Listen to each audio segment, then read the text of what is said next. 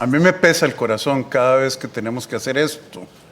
Qué lindo sería solo poder anunciarle a usted buenas noticias, pero doña Marta Eugenia tiene un mandato que es limpiar. Se han encontrado muchísimas cosas que limpiar.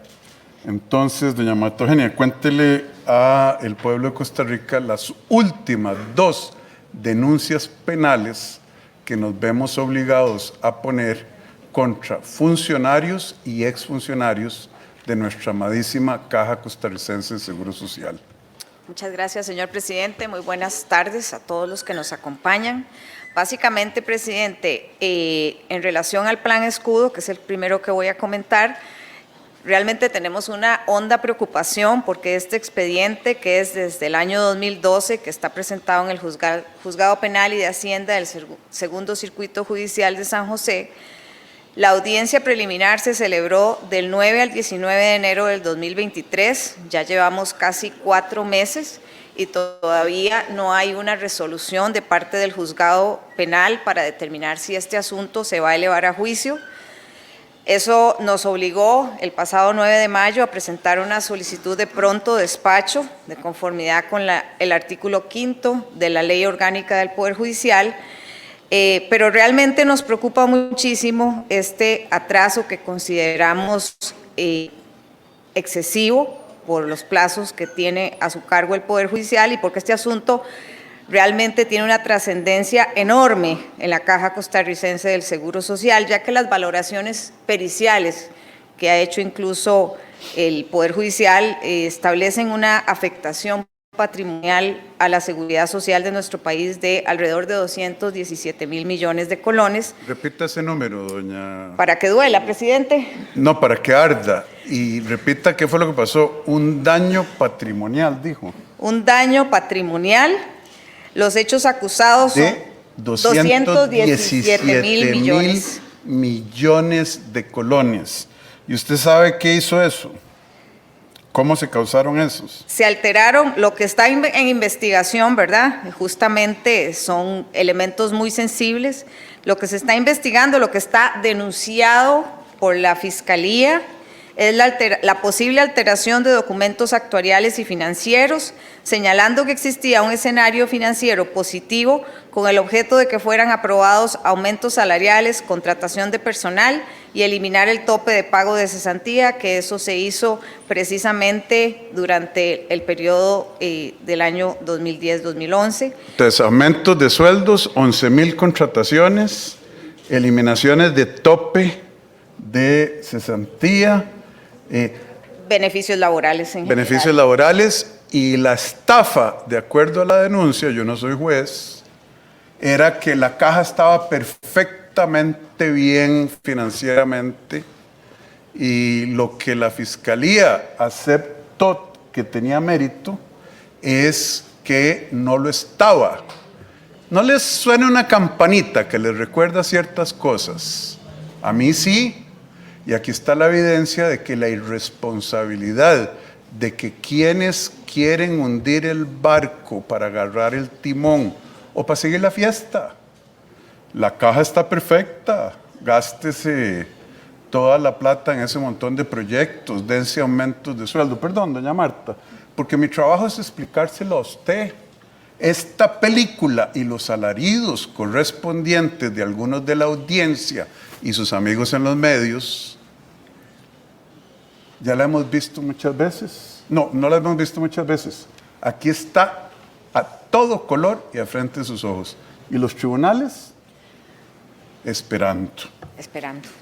Nada más para cerrar este tema y como les digo, nuestra preocupación es que llevamos prácticamente 4 meses desde que concluyó la audiencia preliminar y aún no se emite una resolución que permita determinar si este asunto se va a elevar a juicio.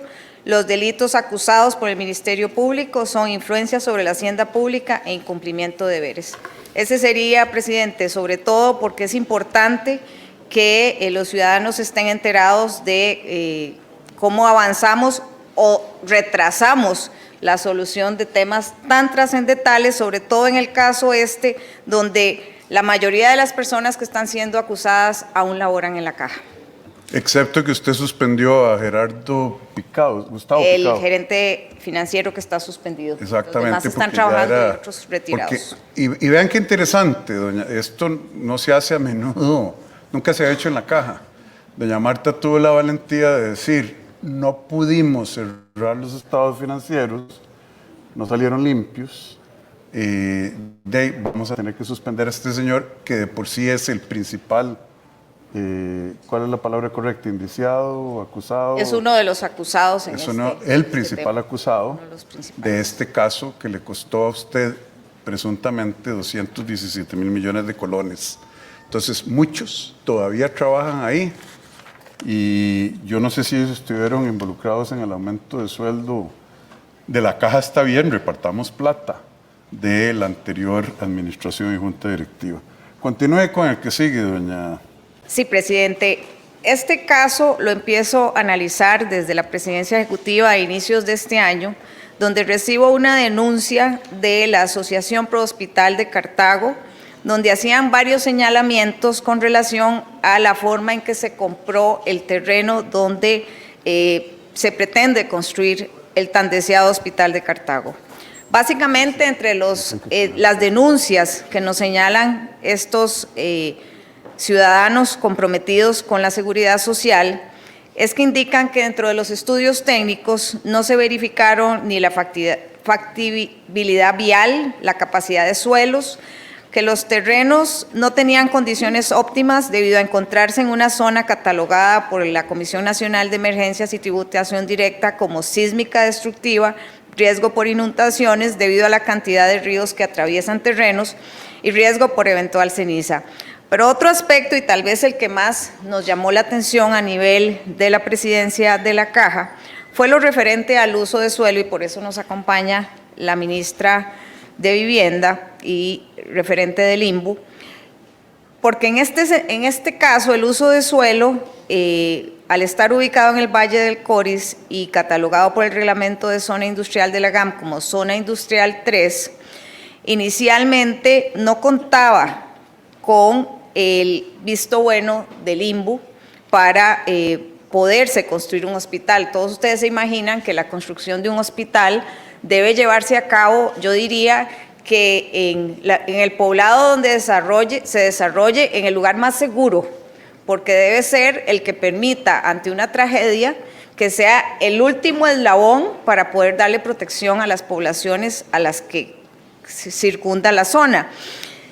En este caso, hubo un cambio particular, por decirlo de alguna manera, en relación al uso del suelo, y bajo ese análisis que se hizo y que concluimos en que no nos daba los elementos suficientes ni los argumentos para poder tener por validado dentro de nuestro análisis lo que había sucedido con el uso de suelo, se le solicitó a la ministra Jessica Martínez, se le pidió que nos diera una respuesta a las consultas que teníamos nosotros en relación al uso del suelo, y muy amablemente la ministra nos hizo esa indicación, porque además la denuncia de este grupo de ciudadanos también le había llegado a su ministerio, así como a la Comisión Nacional de Emergencias.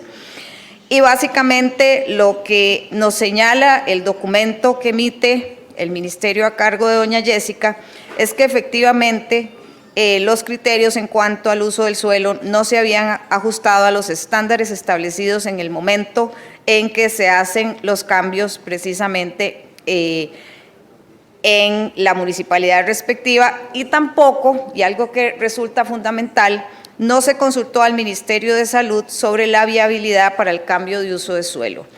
Este tema... Sí, pero ahí hay un montón de cosas, ¿verdad? Y yo creo que mucha gente tal vez se nos, con todo respeto, doña Marta. Una, se compró un terreno, ¿cuándo se compró y cuánto costó? ¿Se acuerda? No tengo el dato exacto, presidente. Sé que era uno de los terrenos más caros de la licitación que estaba en el proceso. Okay. Entre todas las ofertas que había, fue uno de los más caros. Uno de los más caros. Fue en el año 2011. 2011, sí, señor. Ok, ¿quién estaba en el gobierno? Bueno, saquen cuenta ustedes. Segundo, no tiene las condiciones, no tenía el aval de suelo, del uso, de que era un lugar apropiado para construir un hospital. Correcto. Ni urbanística, ni en las características físicas del tema. Dele, por favor. Gracias, señor presidente. Buenas tardes a todos. Tres temas muy interesantes. Primero que todo, el hospital está incluido, el terreno que se compró en una zona industrial. Eso significa estar rodeado de industrias químicas que tienen un alto potencial, lógicamente, de riesgo. Está también sobre una falla geológica. Eso significa que obviamente tienen que considerarse una serie de elementos de carácter estructural, ¿verdad?, importantes. Está en una zona que se inunda y es muy curioso porque el criterio que originalmente había dado el señor director de urbanismo había sido negativo y una semana después dijo, ahí sí, a solicitud de una nota que envía el señor alcalde de la municipalidad en ese momento. Entonces, nosotros nos damos a la tarea de revisar el expediente, de ver cuál fue la razón por la cual el criterio cambia y básicamente el criterio del señor director de urbanismo es que el terreno ya no está inmerso en la zona industrial, sino que está en la periferia de la zona industrial. ¿Qué fue? ¿Que lo levantaron y lo movieron? Para poder asegurar... O levantaron la zona industrial y se la llevaron, Sí. porque de otra manera no calza. Exactamente, esa fue nuestra conclusión, presidente. Es interesante porque para poder determinar en efecto que el terreno tenía, y obviamente el hospital, posibilidades de ser incluido, tenía que haberse hecho un estudio de compatibilidad de usos de suelo, es decir, lo que estaba en el sitio era o no era compatible con el hospital. Eso nunca se hizo, no hay evidencia en el expediente de que eso se haya elaborado, tampoco hay fotografías, no hay registro de que se hiciera una inspección de campo, lo cual era requisito indispensable para poder cambiar de criterio. Okay. Bueno, y nos quieren meter una acción de constitucionalidad de que hay que construir el hospital ahí. Ya metieron un recurso de amparo, perdón, de que hay que construirlo ahí, ¿cómo se llama? A Pito o a Caja. Y la verdad es que se puede construir ahí con conciencia clara. Imagínense, terremoto nos mata a los internados, o a la gente que está en el hospital. Las industrias químicas, imagínense gente con problemas respiratorios en todas, una estación de gasolina, inundaciones. ¿Qué será? Yo quisiera preguntarle a ustedes dos ministras porque yo me embarco, que dicen que yo me enojo mucho. Usted no en su casa de oír estas cosas. Bueno, dichoso si no se enoja. ¿Se puede publicar quién vendió la propiedad? ¿Quiénes fueron los de la decisión de comprarla? ¿El precio? ¿Y dónde estaba esto en la lista de precios? Es decir, es porque era el más caro y con ese nivel. Y pongámoslo en alguna parte pública, yo no sé si en Casa Presidencial, y un llamado muy respetuoso, dada la separación de poderes, porque nosotros podemos llegar solo hasta aquí, al Poder Judicial, que le entra este tema, y al el otro robo de la Caja, los 217,000 millones, con el plan escudo. No los que gritan que aman a la Caja y la ordeñan hasta la última gota. Bueno, ¿estamos claros? Sí, señor. Sépalo, pueblo de Costa Rica, lo que nos encontramos, y nos hemos encontrado muchísimos, que no se los anunciamos aquí, pero estos son tan grandes que es nuestra responsabilidad que usted sepa qué era lo que pasaba en este país. Gracias a Dios. Y mientras yo tenga ojos y el cargo que ustedes me dieron, no va a seguir pasando.